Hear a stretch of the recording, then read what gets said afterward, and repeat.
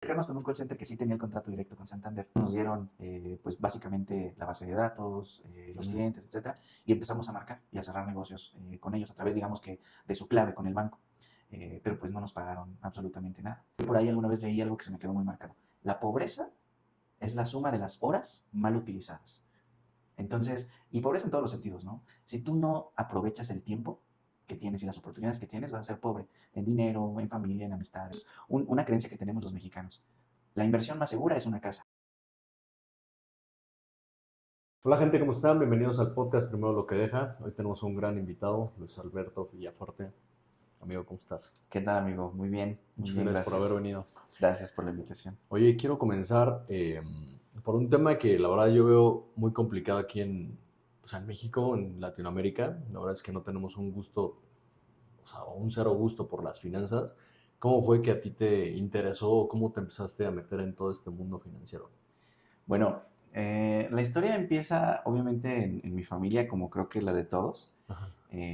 Las finanzas en México son complicadas porque no les damos la importancia adecuada y no te enseñan de dinero, ni en la escuela, ni en tu casa, muchas veces. Entonces, a mí me frustraba ese tema económico porque yo no entendía cuando era niño, cuando era adolescente, pues por qué el dinero no se podía administrar de una mejor manera. O sea, te lo juro que yo sacaba mi libreta y me ponía a platicar con mis papás de ver qué podíamos acomodar en los gastos para tener un ahorro. Ok. Entonces, las finanzas siempre me parecieron muy interesantes. Ahí la vida me fue llevando por otro rumbo. Estudié una ingeniería en el Politécnico. Bueno, por los números siempre han estado en tu Los cabeza. números Sí, siempre han sí, sí, sí, estado sí. ahí, exactamente, las matemáticas. Ujú. Entonces, me di cuenta que no era mi mundo, porque empecé a trabajar en finanzas, en un banco. Entonces, de ahí, pues encontré mi pasión, ¿no? Mi vocación, y a partir de ahí, pues me dediqué a ser asesor financiero. Ya son prácticamente 12 años en esto. Ok. Oye, y cuéntame un poquito más, ¿cómo es ese proceso que vives con tu familia? Que realmente si tú empiezas como a darle esa educación, es complicado, ¿no? O sea, también tú tan chico y que empieces a decirle a tus papás, creo que sí es como, no sé, tal vez no es un tema tabú, pero sí estamos muy cortos de educación financiera en las familias. Sí, exactamente, porque pues son muchas creencias. O sea, yo las respuestas que encontraba pues eran a partir quizá de la poca educación financiera que se tiene en México, ¿no? Respuestas como, pues no es que yo no quiera ganar más, es que no se puede, es que lo ves tú fácil porque eres niño, etcétera, cuando ni siquiera se hacía el intento, ¿no? Y yo creo que a muchos mexicanos les pasa esto, ni siquiera hacemos el intento de darle un orden a nuestras finanzas para que funcionen de una mejor manera. Ujú. Pero, por ejemplo, o sea, si sí te hacían caso, No, no, la verdad es que no me hacían no caso. te hacían caso, No, no, para nada. para nada. No, no, no. Oye, no, entonces sí, ahorita en la actualidad sí sientes que cambió todo. O sea, Sí, porque ya vieron que tú tuviste resultados. sí, sí, sí, totalmente. O sea, y aún así son renuentes, porque también puede ser un tema cultural del que no tenemos la solución todavía, precisamente porque eh, el ahorro, la riqueza real, y tú lo sabes, no se ve. Y estamos muy acostumbrados a que se vea, a que el auto que te compres sea el más equipado, a que si vas a traer un celular sea el Pro Más Max, chingón, el sí, más claro. chido, Ujú. exactamente, para que lo vean los demás, ni siquiera porque lo necesitas. Sí. Entonces, ese tipo de cosas o ese tipo de ideas que traemos tan arraigadas hacen que cueste trabajo, ¿no? Tomar las decisiones correctas. Entonces, hoy sí, hoy ya hay una mejor aceptación de las ideas que yo tengo, pero por los resultados, exactamente. Y es ahí un error. No te puedes esperar a que alguien dé resultados para tú seguirlo, porque siempre vas a estar atrás. ¿Cómo haces que, digo, al final de cuentas también yo a veces lo vivo, o bueno, sí lo vivo con Ok. los clientes también, al estarlos asesorando, pero tú cómo haces, cuál es tu estrategia para poder impactar a las personas? En el sentido de, tú ya sabes lo que va a suceder, ¿cómo convences a la gente o cómo es tu proceso para que la gente pueda mejorar en ese sentido? Pues primero eran los números. Primero hacía un Excel donde les demostraba matemáticamente que ellos podían ahorrar y podían tener un orden financiero. Ok. Pero con la experiencia, con los años trabajando con personas, me di cuenta que las personas no somos números. Y aunque podamos dar el número correcto en un análisis financiero, para comenzar el ahorro en las personas que no lo quieren hacer, lo más importante es que sus ideas de ahorro empiecen a estar en armonía con ellos mismos. Que sea un ahorro que no les quite el sueño, que sea el primer paso en el que puedan estar comprometidos. Tal vez una persona pueda ahorrar, no sé, 10,000 pesos mensuales, pero no se siente cómoda, Sí. ¿me explico? Porque siente un compromiso muy grande. Entonces, pues empiezan con menos de lo que ellos pueden hacer, empiezan sobrados, ¿no? Es como ir al gimnasio y tal vez en vez de hacer 2 horas de ejercicio, haces 15 minutos de cardio, pero empiezas el El chiste hábito, es comenzar. el chiste es comenzar, Ujú. exactamente. Así lo hago. No, está súper bien. Cuéntame un poquito de tu experiencia en el sector bancario. Pues fíjate que ahí fueron ventas con Banamex, tarjetas de crédito, créditos personales, aumentos de línea de crédito. Entonces empecé a escuchar de las tasas de interés y empecé a ver cómo el tema financiero era importante. Yo hablaba con, ¿qué te gusta? 300 personas al día en un call center. Entonces imagínate cuántas experiencias te pueden platicar pues esas 300 personas diario. Sí, Y muchas de esas experiencias eran, no tengo dinero, hoy no es el momento, ¿no? claro. No puedo darme este lujo, ¿no? Ujú. De un crédito para gastar. Las finanzas en México, y yo lo escuché de cientos o de miles de personas, necesitan una mejor educación o necesitan un mejor aprendizaje en ese sentido, ¿no? Sí, no hay cultura. O sea, hay mucha gente que no sabe ni siquiera qué es un CAT de la tarjeta y pues Exacto. ahí se pueden endeudar muchísimo. Oye, pero me quiero detener un poquito en ese Ok. tema. ¿Cómo le haces? O sea, porque también ese tema es muy importante en el sentido de si tú estás haciendo 300 llamadas, 300 güeyes te pueden colgar el teléfono. Sí, sí, Tú, o sí. sea, esa experiencia para ti, ¿cómo es? O sea, ¿cómo es el sentir ese, tal vez ese rechazo y también mucha gente que sí te contesta, ¿no? ¿Cómo es ese proceso para ti? Te duele al principio, ¿no? El rechazo, somos personas. Sí, claro. Entonces, pues te pega en el ego, te sientes mal y te vuelves fuerte en el tema de ser resiliente, ¿no? Ujú. Eh, Vas avanzando o vas avanzando contracorriente, porque la mayoría son nos. Tú estás en este tema de las ventas también y sabes que la mayoría son nos. Sí, Y eso me ha ayudado muchísimo a entender que no es personal. No es personal, simplemente la persona no contrató. No es que no me haya contratado a mí o que no me haya comprado a mí. Simplemente esa persona no quiso hacerlo, pero por ella, por sus decisiones personales o por sus temas individuales. No es algo personal, eso lo entendí ahí. ¿y el banco te pedía como una cuota de llamadas o algo así? Pues ellos te mandaban de manera Sí, automática porque es una un tras call otra. center, ¿no? O sea, empieza a sonar el teléfono nada más. Y más o menos un promedio, si hacías 300 llamadas o entraban 300 llamadas, ¿cuántos te contestaban? Un aproximado. Pues llamadas efectivas por hora, ya tiene muchos años, pero recuerdo que estaba alrededor de 20 llamadas efectivas por hora, entre 15 y 20. La mayoría duraban unos segundos porque te decían que no. Y Sí, por ahí, dentro de una hora de trabajo, tenías algunas pláticas que se podían convertir en venta o no, pero ya te daban por lo menos la oportunidad de hablar. sí, claro. Oye, y ahorita si alguien te marca del banco, ¿sí le tomas la llamada o le cuelgas? Pues mira, cuando les tomo la llamada trato de ser muy amable porque no quiero ser esa persona que alguna vez pues fue un poco grosera conmigo, ¿no? Pero lo haces porque tú lo viviste. Sí, y les doy la oportunidad. Ok, Y si veo que no tienen la atención adecuada o que no tienen un buen servicio, pues simplemente les digo que no y ya. sí, no, está muy bien. Por ejemplo, ahí, fíjate que a mí me han marcado varias veces. Ok, La neta, güey, o sea, hay veces que sí la tomo porque sí me interesa tal vez la propuesta que me van a dar, ¿no? claro. Pero cuando no, o sea, sí soy muy tajante diciendo, no me interesa, el producto no me interesa, y vuelven a llamar, y vuelven a llamar, y vuelven a llamar. Tú que conoces el sistema interno, ¿no le ponen alguna anotación, no le ponen algo de no esté interesado en el producto, o cómo se mueve esa base de datos? Pues tienen un árbol de decisión, Ajá, pero aunque el cliente diga no, se repite la no me llamada interesa. cierto número de veces.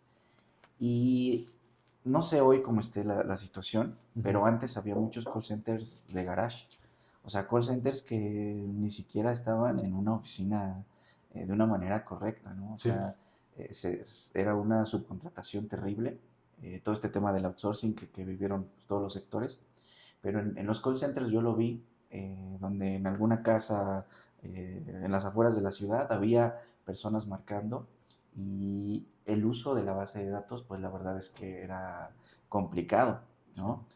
Hoy en día no sé cómo esté, o sea, esto pasó hace muchos años, creo que ya es mucho más, tiene muchas más restricciones que antes, Un poquito más pero formal, ¿no? un poco más formal.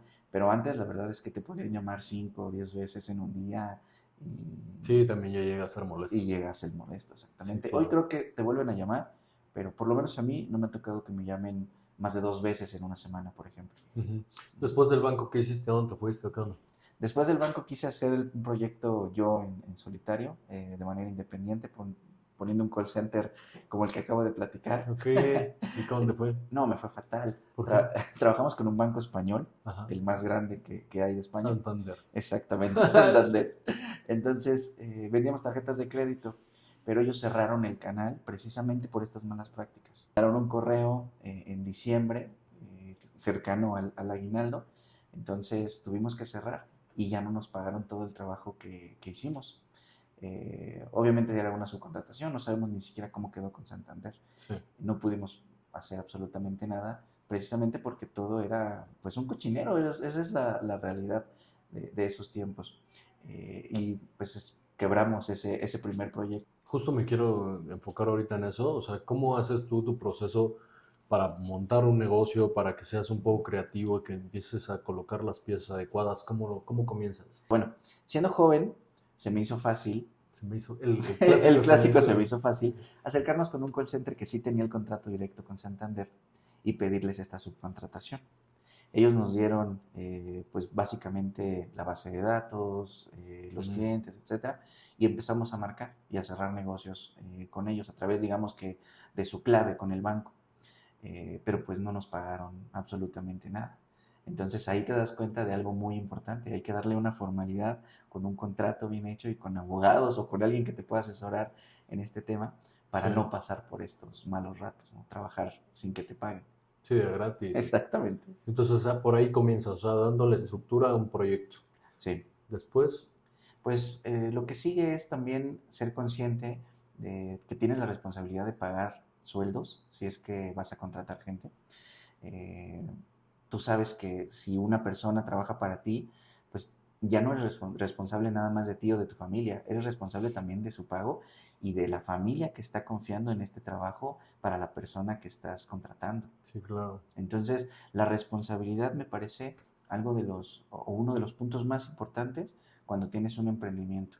O sea, saber y hacerte responsable de que las personas que están confiando en ti tienen que tener garantizado un salario. Sí. Entonces, eso lo vivimos mucho porque tuvimos que endeudarnos durísimo para poder pagar esos salarios, porque a nosotros no nos habían pagado nada. Sí, claro. Pero no le puedes quedar mal a quien confió en ti. Y por ejemplo, ahí en ese sentido, ¿crees que también tenemos una baja cultura empresarial? Pues sí, por fortuna se ha puesto de moda el tema de emprender. A veces no todos pueden. Sí, no, O sea, no es no, para no todos, es esa para es la todos. realidad. Sí, no tenemos esta cultura de ser emprendedores y ahorita platicamos un poco más de Sí, sí, ese sí. tema porque creo que eso debe empezar muy jóvenes. Pero aparte de la cultura, la seguridad que buscamos normalmente en México, no queremos ser tan arriesgados y emprender es también tomar un gran riesgo, ¿no? Sí, sí, la verdad es que es una gran responsabilidad como lo dices y no nada más es como de perder dinero y ya, o sea, Exacto. conlleva muchas cosas. Y te decía, o sea, prácticamente sí se puso mucho de moda, como que la gente emprende, yo creo que a partir de la pandemia también, como que Sí, mucha gente trató de buscar un ingreso adicional o tal vez perdió su trabajo y se vio orillado a hacerlo, pero creo yo que no es para todos, o sea, hay gente que puede trabajar en una oficina y es muy feliz y funciona también en el sistema, pero el hecho de que se haya hecho como una moda, el emprende, creo que también ha hecho daño en algunas personas, ¿no? sí, sí, claro, porque no es para todos y te frustras. Exactamente. Entonces, Imagínate, no tienes el conocimiento, no tienes la educación financiera, porque emprender es mucho de conocer los números de tu emprendimiento. Eso es básico, ¿no? Para que tengas resultados positivos. Y entonces no tienes la educación financiera, no tienes experiencia en emprender, se te hace fácil, está de moda y esto provoca muchos fracasos. Ahí están las estadísticas. Creo que es el 80% de los negocios que fracasan en los 2 primeros años, algo así, ¿no? Sí, truenan. Entonces es difícil. Sí, sí, es complicado. Después de tu emprendimiento, tu fracaso, ¿a dónde te vas? Pues ahí ya endeudadísimo, no quise volver a pedir empleo, entonces di algo de consultoría a otros call centers, ya tenía una base de experiencia, había pasado por varios puestos en mi primer trabajo y había tenido aunque sea alrededor de 6 meses, un negocio propio. Okay. Entonces di algunos cursos, ¿no? De venta a través de llamada telefónica, ayudé a estructurar algunos call centers que eran un poco más grandes que iban en desarrollo, ciertas prácticas, alguna implementación sobre todo de comunicación entre gerencia, coordinación, supervisión y los agentes que están en la llamada. Y eso me ayudó a subsistir sin pedir empleo, siendo todavía mi propio jefe, pero ya autoempleado, ¿no? Sí, Estaba yo claro, solo. claro, Entonces claro. ese fue el siguiente paso. Está muy bien. Esa parte también es bien importante lo que acabas de mencionar, el autoempleo, pero también te genera pues, un montón de tiempo para ti, o sea, para que estés nuevamente pensando tu siguiente movida, ¿no? Tu siguiente jugada. Y así Exacto. es cuando empiezas con, me imagino, con lo de ya ser asesor financiero, ¿no? Sí, aquí el tema de ser asesor financiero, y creo que tú lo viviste porque seguramente en algún punto te diste cuenta que ser asesor financiero, por lo menos como lo somos nosotros, es tener un contrato con una empresa súper formal. Sí, Entonces es como si te dieran una franquicia de una gran empresa. sí. Esa es la realidad. Y se me hace raro que otras personas no logren ver ese valor, porque muy pocas personas se atreven a ser asesores como nosotros. Entonces, cuando yo vi esa oportunidad, dije, aquí puedo tener el contrato directo, que era lo que quería antes, con la empresa. La única desventaja que le vi en ese momento es que yo tenía que hacer el trabajo completo. Sí, claro. Entonces, Sí, el arranque es lo más complicado. exactamente, ¿no? Digo, para que se entienda ahorita en el podcast, somos agentes de seguros en cierta medida, ¿no? Creo que tú tienes otras actividades, pero yo, por ejemplo, que me volví agente de seguros, me di cuenta de eso, que podías tener un contrato con una aseguradora, que son empresas reguladas, que son empresas muy grandes y que no te van a fallar nunca con el pago. O sea, llevo años en esto y jamás he tenido un atraso con los pagos de este tipo de comisiones. Sí, son instituciones muy grandes, o sea, son instituciones muy sólidas en el sentido de que también hacia uno como prestador del servicio y hacia los clientes, pues te garantizan el capital bastante, ¿no? O sea, vas a la segura, entre comillas. Lo más importante, pues, es que tú des un excelente servicio. Exactamente. Sí. Oye, te quiero hacer una pregunta Dime. para ver qué piensas al respecto. Digo, también sé que te mueves en redes sociales y todo, y no sé si te han pasado este tipo de videos que dice, el pobre es pobre porque quiere. Ah, ok. Esa pregunta es complicada, ¿eh? ¿Por qué? Cuéntame. Porque nada es lineal, ¿no? Nada es nada más superficial. Todo es de manera individual y también de forma colectiva. Me explico para que Sí, se entienda. Esta frase, por ejemplo, de todos estamos en el mismo barco, pues en la pandemia nos dimos cuenta que no es cierto, ¿no? Hay quienes están en barco, hay quienes están en lancha, hay quienes tienen sus salvavidas, hay quienes están nadando sin nada. sí, Entonces, no es plano, ¿no? Hay muchas situaciones muy diferentes entre cada persona. Yo creo que el pobre es pobre porque quiere, siempre y cuando haya tenido las oportunidades de superarse, pero a veces no las tienes. O sea, a sí, veces hay personas, hay niños que hoy están haciendo que jamás van a tener una oportunidad de salir adelante. Y esa es una realidad en la que vivimos, una realidad que quizá estamos muy alejados de ella y por eso no la vemos. Pero también hay personas que van a nacer con muchas oportunidades de salir adelante, de crecer y de no ser pobres y no las van a aprovechar. Yo por ahí alguna vez leí algo que se me quedó muy marcado. La pobreza es la suma de las horas mal utilizadas. Entonces, Y pobreza en todos los sentidos, ¿no? Si tú no aprovechas el tiempo que tienes y las oportunidades que tienes, vas a ser pobre en dinero, en familia, en amistades, Físicamente, físicamente. Exacto. claro. No, está súper bien. La verdad es que yo también no me gusta como mucho romantizar el tema. O sea, me queda claro que hay gente que sí, definitivamente no va a poder salir de esa pobreza. O sea, un niño de Afganistán que está en guerra o algo, Sí, pues es súper complicado, ¿no? O sea, el mismo sistema hace que no puedan salir. Pero me parece que muchas personas sí tenemos la oportunidad o tienen la oportunidad, simplemente el hecho de que tú tengas un celular, un iPhone, eh, o un cualquier celular, o sea, que empieces a subir contenido a redes, hoy las redes te pueden llevar a otros lados, ¿no? Entonces, claro. sí me parece, o sea, sí concuerdo contigo en ese sentido. Al final me parece como que también un poco de la educación financiera cuenta un montón, que es Sí. parte de lo que me dices. Y ahorita hilando un poquito lo que me decías del banco, ¿cómo ves no sé cómo decirlo, pero, o sea, por ejemplo, hay gente que no cree en algunos productos financieros Sí, y en claro. otros sí, o sea, ¿por qué crees que funciona de esta manera en sus cabezas?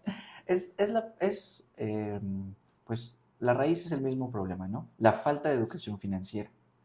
Muchos mexicanos hoy solo conocen los bancos porque están acostumbrados a ir a la sucursal, porque sus Ujú, papás los llevaron a la sucursal y los papás de sus papás los llevaron a la sucursal a hacer cualquier trámite que fuera del tema financiero. ¿Me ujú, explico? sí, Pero no solamente existen los bancos, existen las casas de bolsa, existen las afores, existen las aseguradoras, las afianzadoras. Hoy existen, por ejemplo, las OFIPOS que se volvieron muy populares por los intereses que dan en cuanto al ahorro. sí, Entonces, de repente, creer en el sistema financiero, pues no nada más es creer en el efectivo. ok, O sea, ¿por qué un papel que traigo en la cartera va a tener valor? Pues simplemente porque forma parte de un sistema que funciona. Y ese mismo sistema también te ofrece planes de retiro, te ofrece seguros de gastos médicos mayores, no nada más créditos. sí, A mí me pasa mucho, y no sé si a ti, cuando hablamos de planes de retiro donde inviertes 2,000, 3,000 pesos al mes y terminas con una suma millonaria después de mucho tiempo. Hay un comentario que se repite mucho, que me dicen, es muy bello para ser real.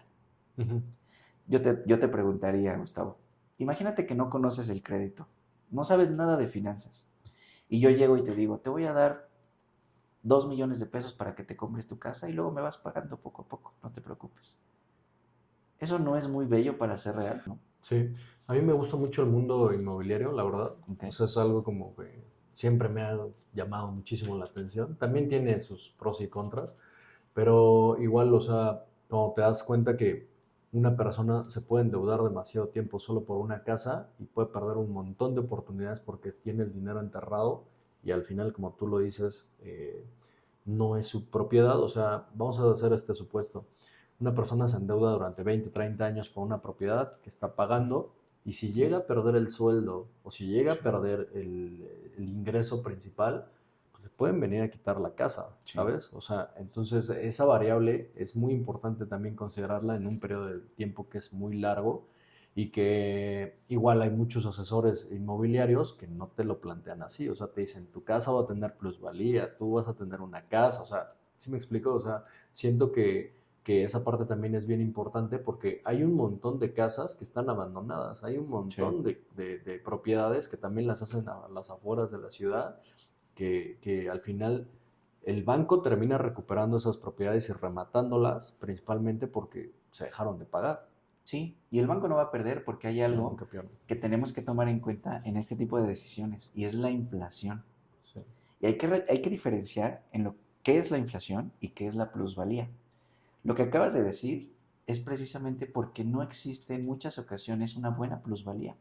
A las afueras de las ciudades hay casas que sí van aumentando su precio por la por inflación, la inflación. pero no realmente su valor. No tienes una ganancia real porque la plusvalía no se está dando, porque esas zonas no se están desarrollando como quizá deberían o como estaba presupuestado para quienes hicieron el proyecto. O quizá ni siquiera lo analizaron bien y simplemente fue un negocio. Hay muchos factores que tienes que considerar antes de comprar una casa. No es 100% seguro, porque eso es una creencia que tenemos los mexicanos. La inversión más segura es una casa. Es un tabique. Es Exacto, invertir en tabiques, ¿no? exacto. Y muchas veces no es cierto que sea segura. Sí, creo que no es como antes, güey. O sea, antes en los 50 que podías comprar propiedades y que podías comprar terrenos a precios bastante accesibles, pero el día de hoy es complicado. O sea, primero las propiedades están muy caras, ¿no? Sí, Dos, el crédito te puede salir carísimo y te puedes endeudar toda la vida. Tres, lo que tú acabas de mencionar es cierto, o sea, prácticamente no es lo mismo tener un aumento de valor en la propiedad por plusvalía y otra es por la inflación, que es la actualización de precios. O sea, exacto. te puedes estancar, hay propiedades que están estancadas y que prácticamente no se va a ver reflejada la plusvalía hasta que vendan. Y vamos a ser bien honestos, la mayoría de las personas compra una propiedad en toda su vida para vivir Sí, y ahí se mueren. O sea, es así como está la teoría, ¿no? O sea, naces, creces, compras una casa y ahí te mueres, güey. O sea, sí. no ven tampoco la posibilidad o no tienen la perspectiva de decir, bueno, vamos a invertir en más propiedades que nos genera un flujo. No se dan cuenta que también a veces su propia casa termina siendo un pasivo. Exactamente. Y nuevamente, la falta de educación financiera. Porque no nada más existen las casas. Las casas le funcionaron a la generación pasada. Pero hay que entender que hoy, muchas veces, y sobre todo en la Ciudad de México, muchas propiedades están sobrevaloradas. Sí. Y es aquí donde, si no conoces qué otras alternativas tienes, pues vas a empezar a perder este juego nuevamente, ¿no? Las inversiones que a ti te encantan. Sí, me gustó O mucho. sea, invertir no tiene que ser nada más en algo que puedas tocar. Puede ser también en acciones, en ETFs, en fibras, ¿no? Si te Ujú. gusta el tema inmobiliario. Entonces, hoy estamos viviendo algo que no había pasado el siglo pasado y que llevamos muy poco en esto, que es puedes invertir desde tu celular. O sea, puedes bajar una aplicación, darte de alta y comprar una acción Y de una ya tu dinero empresa. está trabajando inmediatamente. Exactamente. Entonces, imagínate qué tan, qué tan arraigados estamos con las creencias pasadas, que nuestra visión es comprar una casa sin ni siquiera razonarlo, aunque la compres en un mal lugar, Es que el mundo ya cambió. porque no nos dimos cuenta. O sea, si el mundo, yo lo que luego les digo es, ok, el mundo ya cambió, ¿no? ¿Tú por qué no cambias? ¿Tú Exacto. por qué no cambias esa idea de hace 50 años, güey? O sea, esa parte es muy importante que trascendamos en el tiempo ese tipo de ideas financieras porque está muy romantizado. O sea, la verdad es que sí está muy romantizado el cómprate una casa, güey, ¿no? Eh, pero, por ejemplo, ¿tú cuál crees que sería? Vamos a suponer que alguien sí quiere y sueña con comprarse una casa, Ok. ¿cuál sería el proceso adecuado? Que tú digas, güey, si tienes esto, hazlo. Pues primero, tener un buen buro de crédito, Ah, tener sí, una sí, no buena vamos a pasar, calificación en buro de definitivamente. crédito. Y esa es otra cosa que de repente se nos pasa, ¿no? O sea, empezamos muy jóvenes, nos endeudamos con el primer auto que podemos, que pasa mucho en México, y terminamos No, pero olvídate, güey, sobreendeudados. o sea, olvídate Ajá. del primer carro. O sea, hay gente que pasa un mal historial crediticio porque se compró unos pantalones, cabrón. Sí, sí, No es posible, o sea, ya no es posible. Desde ahí estás arruinando un futuro financiero, porque entonces cuando quieras pedir un crédito bueno para un carro o para una casa, pues no te lo van a negar porque le quedaste a deber. sí, exactamente. Tienes toda la razón. O sea, no sé, compraste unos calcetines a meses sin intereses y ya no los pagaste. O Sí, sea, güey, ¿cómo o se te sea, ocurre exactamente. tomar ese tipo de decisiones, ¿no? O sea, Sí. y veo muchas ofertas de meses sin intereses en la ropa. O sea, vas a terminar pagando durante 4 años tu ropa y te va a durar un año. Entonces, tienes que tener un poco de lógica en esas decisiones. Imagínate que, como dices, por unos pantalones arruinas tu historial crediticio. No Y mames. después no te, no mames, exactamente. Y después no te puedes comprar una casa porque te sobreendeudaste y debes, no sé, 100,000 pesos y ya traes un atraso de muchos meses. Obviamente nadie te va a ofrecer un buen crédito o ni siquiera un crédito te lo van a aprobar. Sí. Entonces, por mucho que hayas estudiado, porque la educación académica en México es muy importante, ¿no? La educación académica, pues tus abuelos, tus tíos, tus papás te impulsan a terminar una carrera, pero ¿cuántos de ellos te impulsan a conservar un buen historial crediticio? No, Es la falta de no, no, educación no. financiera Sí, en sí, sí, sí, México. sí. Entonces, o sea, para empezar, para comprar una casa es el historial crediticio. Y Sí, luego, claro. Tener un buen historial crediticio y tener la capacidad de poder dar un buen enganche. Porque me he topado o me han tocado algunas personas que me dicen que van a pedir un crédito para el enganche y el crédito hipotecario. Oh, Y no puedo creer ese tipo de decisiones. sí. Entonces, desde el momento uno, número uno, tienes un ingreso, ¿no? Que es ahí donde empieza ya tu vida financiera real, Sí. ¿ok? Ya no dependes de tus papás, ya tienes tu primer trabajo y tienes un ingreso. Lo primero que tienes que hacer es formar el hábito del ahorro, pagarte a ti mismo, Ok, ¿no? Y la regla de dedo, mínimo el 10%. mínimo. Eso está bien. En cualquier libro que veas, cualquier curso que tomes, te va a decir que mínimo es el 10% de tu ingreso, lo que te vas a pagar a ti mismo, que es el ahorro. Así es. Ese ahorro hay que cuidar el dinero porque el dinero pierde valor con el tiempo. Ujú. Entonces hay que tenerlo en un instrumento, no sé, quítate de problemas, CETES, por ejemplo, algo que te dé una renta fija, pero que no pierdas poder adquisitivo de tu dinero. Conservar un buen historial crediticio, que era lo que platicábamos, y a través del tiempo ya tendrás un enganche adecuado para una casa. No te vayas con el mínimo, que no te gane la emoción. ¿Cuánto recomiendas tú? Pues mira, el 10% es el mínimo. Yo recomiendo que puedas También pasar para que el eso. banco te suelte el crédito, ese es el Exactamente, mínimo, que tú ese es el tengas el mínimo. 10%, sí. Exactamente. Pero ahí caes en el tema de que te llevas la mensualidad más alta. Claro. Y esa mensualidad durante 20 o 30 años, como lo acabas de decir. Te acabas de atar, te acabas de disminuir el sueldo, ¿no? Un 35, un 40%, para poder comprarte una casa. Sí. Cuando pudiste esperarte un par de años más, dejar que los rendimientos de tu dinero, aunque sea renta fija, te generen ese interés compuesto que necesitas y dar un mejor enganche, ¿no? Ok. Entonces, creo que esa parte es importante y para que esto funcione, necesitas un segundo ingreso en muchas ocasiones. Sí. ¿Por qué? Porque si las propiedades suben un promedio de 10% al año, pues tú tendrías que estar ahorrando demasiado dinero para lograr un buen enganche. No alcanza un ingreso. Tienes que hacer equipo con tu pareja o contigo mismo en un segundo trabajo, tal vez de manera independiente. Y es ahí donde es importante empezar con la educación financiera desde chicos. Oye, ¿y entonces consideras que en la actualidad es mejor rentar que comprar? En la Ciudad de México considero que sí, considero que está sobrevalorado. Obviamente hay oportunidades, ¿no? Y ahí es donde te puedes acercar con un experto en el tema y buscar esas oportunidades. Pero realmente en la Ciudad de México considero, he hecho algunos análisis y considero que está sobrevalorado. No sé qué opinas tú de este tema. ¿De comprar o rentar? Sí, Yo digo que depende. ok. Yo digo que depende, ¿no? O sea, depende pues mucho de tus capacidades económicas, depende de qué estés buscando, depende en qué etapa de vida estés también.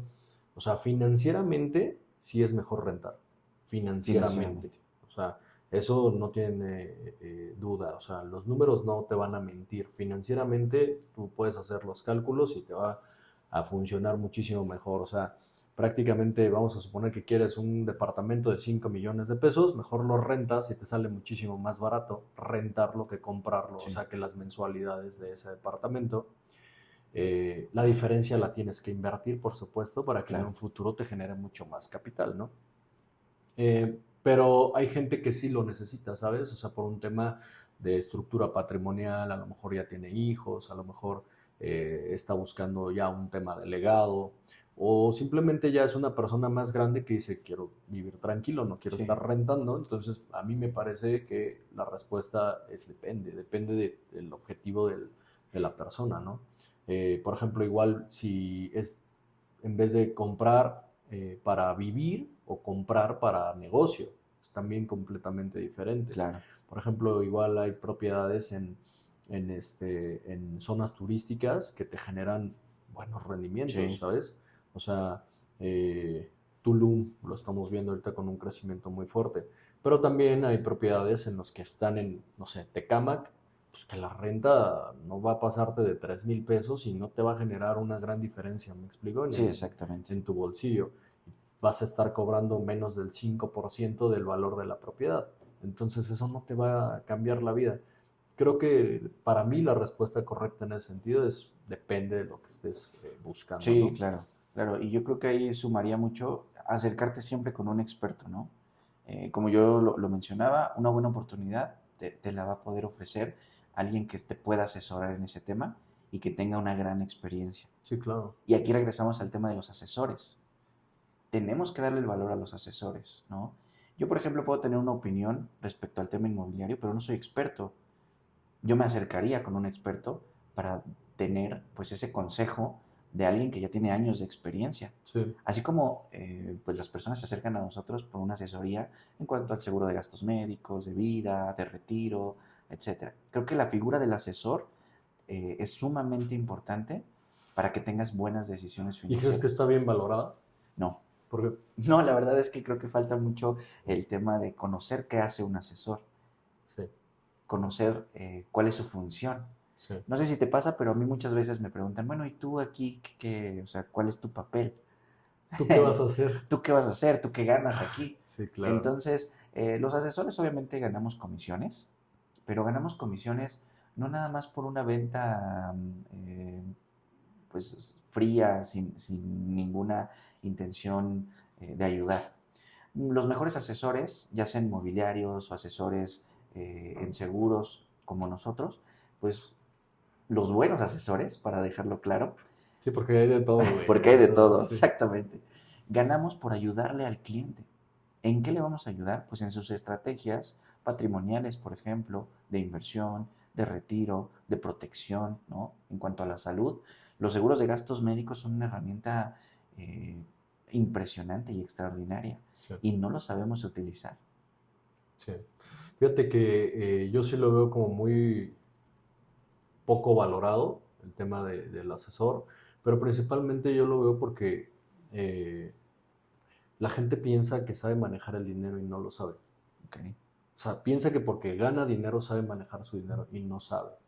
O sea, es como, a mí se me hace algo muy sencillo de entender como, si estás enfermo, pues vas con un médico, güey. Si Claro. quieres construir una casa, pues vas con un arquitecto. O sea, no puedes tú decir, güey, yo voy a construir mi casa, güey, porque se te va a caer a pedazos. ¿Me explico? Sí, Habrá mucha gente que es muy buena y que también tiene buena educación financiera y lo puede hacer solo sin ningún problema y que también es autodidacta para aprender cosas. claro. Pero esa es nuestra chamba, o sea, güey, esto va a pasar, esto va a pasar, esto va a pasar si no lo haces, ¿no? Entonces, creo que sí está muy poco valorado y creo que también es parte de nuestro trabajo, o sea, darle ese valor, Sí, por supuesto. empujar la profesión, más allá de que sea un tema, como tú lo mencionaste ahorita, meramente de ventas, ¿no? O sea, simplemente es como ayudar al cliente y yo lo veo desde un punto de vista como que todos ganemos. O Exactamente. sea, tiene que ganar el cliente, tengo que ganar yo, tiene que ganar la institución financiera, todos tenemos que ganar. O sea, estamos dentro de un sistema en el que todos podemos ganar mucho dinero porque el sistema financiero, pues, hay muchísima lana, entonces hay dinero para aventar y eso hay veces que el cliente no lo entiende, ¿sabes? Sí, exacto, el dinero no es escaso. La Sí, verdad es que podemos construir un buen patrimonio con una buena planeación, pero muchas veces no somos expertos en todo, sí, claro. pero podemos contratar ese servicio. Sí, Como bien lo acabas de decir, dependemos de otros profesionistas, entonces hay que aprovechar su experiencia. sí, y justo ahorita me estoy acordando de lo que me habías comentado hace ratito, de que hay gente que pide un crédito para el enganche y luego pide el crédito para la casa, ¿no? Sí, O sea, fíjate, la gente no se da cuenta que el dinero cuesta. O sea, el dinero tiene un costo, simple, ya bien implícito. Entonces, nada más se da cuenta, pues yo tengo que pagar tanto de este y tanto de este. No, no, güey. O sea, una casa de 2 millones de pesos a 20, 25 años, puedes terminar pagando 5 millones. claro. Y no sabemos si esa propiedad va a valer 5 millones en 20 o 30 años. Esa es la realidad. Entonces no hacen el ejercicio completo y pues ahí es en donde prácticamente eh, el proyecto de comprar un inmueble pues los puede hundir. Sí, por supuesto. Y la realidad es que es un costo de oportunidad altísimo Sí. y precisamente por no tener pues otras alternativas a la vista, porque no las has buscado, porque no te han enseñado, pero eso es lo que yo creo que invitaría mucho a tu audiencia a darse cuenta que hay otros servicios financieros que no nada más son los que les contaron sus papás o sus familiares, ¿no? Okay. Oye, y ahorita que estamos hablando de eso, ¿qué error financiero tú crees que hayas cometido? Pues yo cometí el error financiero de endeudarme. porque aunque era un negocio y parecía una buena inversión, pues no había una buena estructura en ese negocio, ¿no? Ni legal. Ahí el tema de los asesores, de buscar a alguien que sepa del tema del que tú adoleces, Sí. ¿ok? Un buen consejo de una persona que tenga experiencia. No tuvimos en ese momento un contador, por ejemplo, no tuvimos ayuda legal y cometimos un grave error. Y ese error nos endeudó demasiado con la nómina de las personas que trabajaban con nosotros. O sea, pidieron el crédito para con ese crédito poder estar manteniendo la operación, pero el mismo negocio no te daba el flujo para poder tapar Exactamente, ese crédito. exactamente. Está complicado. Sí, es complicado, porque aunque crees que estás tomando una buena decisión, no tienes la experiencia, porque en el papel sonaba todo bien, en el papel los números eran adecuados, Sí, pero nos faltó esa experiencia de alguien que supiera del tema legal, que tuviera experiencia ya con un negocio de varios años, para darnos su punto de vista. sí, Buscar un mentor en lo que quieras hacer es importantísimo. En el gimnasio, en tu familia, en tu casa, buscar un mentor es importantísimo. sí. Oye, y por ejemplo, todo esto que estamos platicando principalmente de asesoramiento en finanzas, ¿tú cómo ves el tema de las finanzas en pareja? Ah, ese es un tema muy padre, muy divertido. Divertida. Porque la verdad es que cuando estamos en pareja, muchas de nuestras decisiones van a ser emocionales. Y está bien, es bonito, ¿no? Lo que más se disfruta en este mundo quizá es la compañía de otras personas, amistades, familiar, y tu pareja, pues, aún más, ¿no? Entonces, estas decisiones pues las empujan mucho las emociones, los sentimientos. A mí me ha tocado asesorar parejas que quieren un plan de retiro que sea nada más uno para los dos, por ejemplo. ¿Qué les dices? ¿Que sí o que no? Les digo que no. Yo también les digo que no. Pero Exactamente. luego ahorita decimos por qué no. Ajá. Ok, ok. Entonces, quieren tener todos sus planes o todos sus proyectos de forma, pues, en pareja, ¿no? Sí. Y mucho por el tema de sus sentimientos. Y está bien, pero a veces este tipo de proyectos no pueden ser así, ¿no? Que era lo que platicabas. Les decimos que no. Sí. Bueno, pero cuéntales por qué les dices que no. Pues mira, muchas veces quieren ponerlo a nombre de una persona y Ujú, los dos aportar dinero. ujú. Ese es un error gravísimo, porque el día de mañana, si se llegan a separar, la única responsabilidad que va a tener el titular del dinero es moral. No va a tener ni siquiera una responsabilidad legal. El dueño del dinero es el El que está dueño en del el... dinero Ujú. es quien esté en el contrato, Así es. aunque los dos hayan puesto, y más en un tema de plan de retiro. Sí. En una casa por lo menos se puede pelear, ¿no? El tema que se puedan repartir los bienes, pero en los planes de retiro, y esto que quede muy claro, Sí. no son embargables, por ejemplo, son inembargables. Ujú. Entonces, si yo soy el titular, aunque mi expareja o en el divorcio me quieran pelear ese plan de retiro, no me lo van a poder quitar. Así es. Sí, y, y la gente no lo sabe. O sea, Y la la gente gente no lo no lo sabe. sabe. Entonces, esa Exacto. parte es muy importante. Por eso yo igual se los recomiendo de no. Si quieren, hacemos dos. Uno con Exacto. cada, un contrato para cada uno y en beneficiarios vamos cruzados, ¿no? O sea, en el de él va ella como beneficiario y al revés. En el de Exacto. ella va él como beneficiario. Esa es mi recomendación. Oye, y por ejemplo, ahorita que estamos hablando de finanzas en pareja, ¿te parece que las parejas deben de conocer cuánto ganan? Es un tema complicado, ¿eh? Yo creo que en México tenemos que ser un poco más abiertos con nuestra familia, no solo con nuestra pareja, de qué onda con el dinero, ¿no? ¿Cuánto Ujú, gana tu papá? ¿Cuánto gana tu mamá? ¿Cuánto ganan, por ejemplo, no sé, incluso tus tíos, tus primos, para saber, pues, cómo está la situación? ujú. Yo recuerdo que mi primer empleo yo pensaba que 15,000 pesos mensuales era un dineral, porque ese era mi contexto. Ujú. Pero cuando tú empiezas a tener contextos diferentes, pues amplías tus horizontes. En cuanto a la pareja, para regresar al tema, pues creo que sí, es necesario, porque están construyendo patrimonio juntos.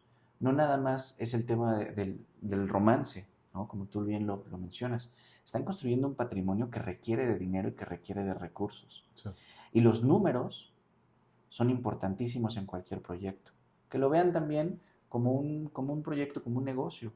Entonces esos números tienen que saberse por ambas partes, ¿no? Sí, por ejemplo, igual como tú ahorita decías, es bien importante saber jugar el juego del dinero. Sí.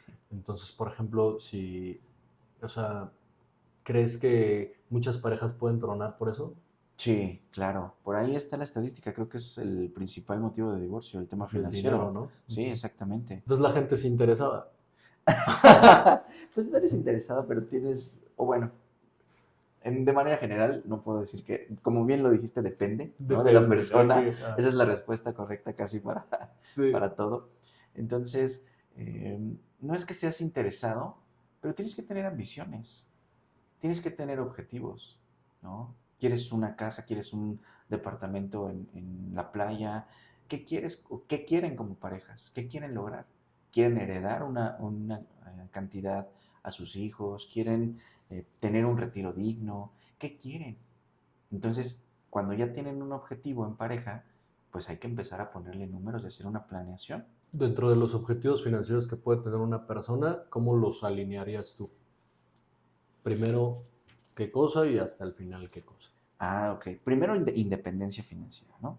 Que ya no dependas de tus padres, que Ok, ese es el primer paso. Ahí yo recomiendo, yo tengo una niña ok. que hoy tiene 10 años, entonces yo le recomiendo mucho que empiece a entender cómo es el dinero. Y yo sé que hay límites, pero por ejemplo ella empezó a vender stickers en la escuela y de repente 5 pesos, 10 pesos y los empieza a ahorrar. Pero ya empieza a entender que si ella compra un sticker de 2 pesos y lo vende en 5, ya ganó 3 pesos. Y empieza a entender que su dinero se va acumulando y que le va a dar la oportunidad de comprar otras cosas. Entonces la relación con el dinero creo que debe empezar mucho antes de lo que nos han dicho pues en la casa. Ok. ¿Por qué? Porque conoces el cuadrante del dinero, ¿no? Del Sí, flujo, que es trabajador, persona independiente, empresario e inversionista, ¿no? sí. Algo así. Haces una carrera, terminas a los 25 años, ¿no? Y empiezas a trabajar. ¿Qué pasaría si empiezas, punto en la secundaria, que ya entiendes cómo funciona el dinero? Empiezas a ser autoempleado, vendes algunas cosas de tu hobby, de lo que te gusta. Si te gusta el fútbol, si te gusta la cocina, si algo te gusta. De ese mismo hobby puedes generar algún ingreso, estoy seguro. Sí. Nada más es cuestión de que te lo puedas plantear. Y ya llegas a los 25 años con 10 años de experiencia como autoempleado. Las redes sociales. Hoy puedes vender lo que quieras en alguna plataforma como Mercado Libre, como Amazon. Entonces imagínate que ya llegues con 10 años de experiencia en un emprendimiento como autoempleado. Sí, es totalmente Es distinto. totalmente distinto. Ya tienes dos fuentes de ingreso y empiezas a trabajar. Que bueno, no hay que empezar a trabajar, que también sería un buen consejo. Hasta terminar la carrera hay que empezar desde que se puede, ¿no? A mí me gusta mucho una frase que dice, a tus hijos enséñales dos cosas. A barrer, para que limpien todo su desmadre, Ok. y a vender, porque ahí es en donde se va a ganar el dinero, güey. Sí. O sea, no hay de otra, ¿no? Oye, pero me dices primero, entonces, ser independiente. Después, el segundo paso. Después de ser independiente hay que construir seguridad. El fondo de emergencia, y yo creo que es algo que tú platicas con tus clientes, es el primer paso de unas finanzas sanas. El fondo de emergencia, las reglas que se tienen por ahí, pues es entre 3 y 6 meses de tus ingresos, que nuevamente depende si tienes familia, depende si estás soltero, etcétera. Si tu trabajo es bajo un salario, un contrato de años, o tal vez eres independiente, de eso depende, ¿no?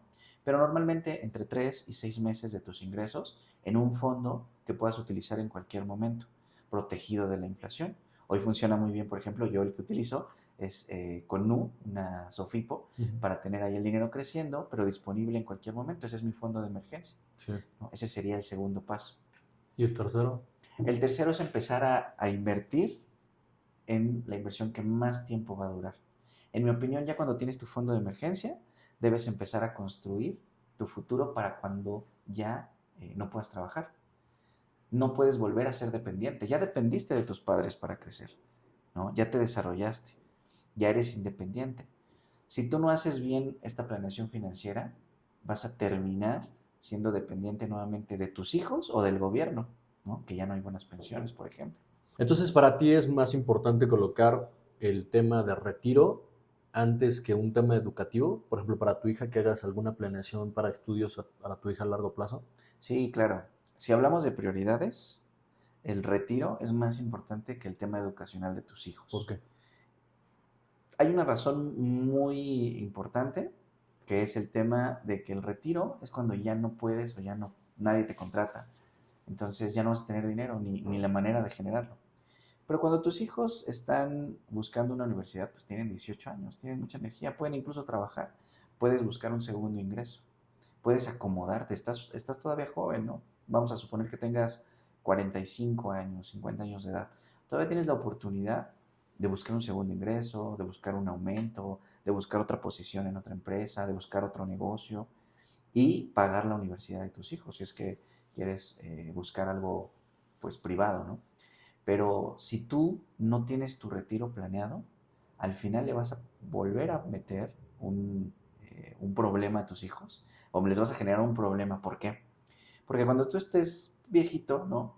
Que ya no puedas trabajar, ellos quizá estén en el momento donde están generando una familia, generando patrimonio. Imagínate que se tengan que detener por ti, porque aunque no les alces la mano y les pidas un favor, se van a dar cuenta que algo falta, Sí. que necesitas dinero y te van a querer ayudar. Que hay mucha gente que sí piensa así, ¿eh? De tengo hijos para que me mantengan. Sí, sí, por supuesto. O O sea, es sea, algo cultural. Por así eso las es. familias eran Sí, de sí, sí. 7, 10 hijos. Sí, sí, sí. Pero hoy con un hijo, por ejemplo, en promedio por familia, dos papás, divorciados aparte, cada quien en su casa. Imagínate, ¿no? Es imposible. Aparte que está mal, en mi opinión, eh, es imposible que te puedan mantener. Sí, está complicado también en la actualidad. Yo siempre lo he dicho, que el tema de retiro es un tema social, no individual. Sí, O sea, prácticamente si tú no haces algo por ti, vas a terminar afectando a tus hijos y luego tus hijos van a afectar a sus hijos y así, o sea, es como un claro. ciclo interminable, ¿no? Oye, Luis, ahorita algún proyecto nuevo que tengas, algo que estés por hacer. Pues estoy en busca de asesores para que se desarrollen con nosotros y formar un equipo, ¿no? Un equipo que esté bien capacitado y que sobre todo tenga esta conciencia de ayudar al cliente para ayudarse él. Ganar, ganar, como lo acabas de Sí, decir. sí, sí. Ese es mi siguiente proyecto. Ok. Este, ¿algún consejo que te hayan dado y que tú quieras compartirle a la audiencia? Pues un consejo muy importante, fíjate que esto me quedó muy marcado. No somos expertos en todo y no podemos serlo. Sí, Necesitamos al arquitecto, al doctor, lo que tú decías. Pero lo que sí podemos hacer es buscar los servicios de las personas adecuadas, contratar el servicio de la persona correcta, del asesor correcto, del arquitecto correcto, ¿no? Del doctor correcto. Y de esa manera van a mejorar mucho pues, los resultados que vas a tener. Hay que claro. aprender a saber pagar por un buen servicio. Qué chingón. Amigo, muchas gracias por haber venido. La verdad es que me gustó mucho la plática. Creo que el tema financiero es súper importante para México, para Latinoamérica. Creo que estás haciendo una gran labor, güey. O sea, estás ayudando a un montón de gente. Gracias. Y esperemos que pues, haya mejores asesores, que la gente que vayas tú a preparar para ser asesores, pues que salgan igual como tú, güey, ¿no? Ojalá que sí. ¿Algo más que quieras agregar? No, pues muchas gracias. Gracias por invitarme. Gracias por este tipo de pláticas que tratan de difundir un poco más la educación financiera. Haces una gran labor con esto. La verdad es que qué bueno que tengas invitados de todo tipo, como me platicaste, y que te vaya muy bien con este podcast, con todos tus proyectos, Gustavo. Gracias, gracias. ¿Cómo te encontramos en redes sociales? Como Alberto Villafuerte en TikTok y Alberto Villafuerte en Instagram, que son mis dos principales redes sociales. Ahí me pueden encontrar. Perfecto, amigo. Pues seguimos viéndonos. Muchas gracias a todos. Nos Gracias. vemos.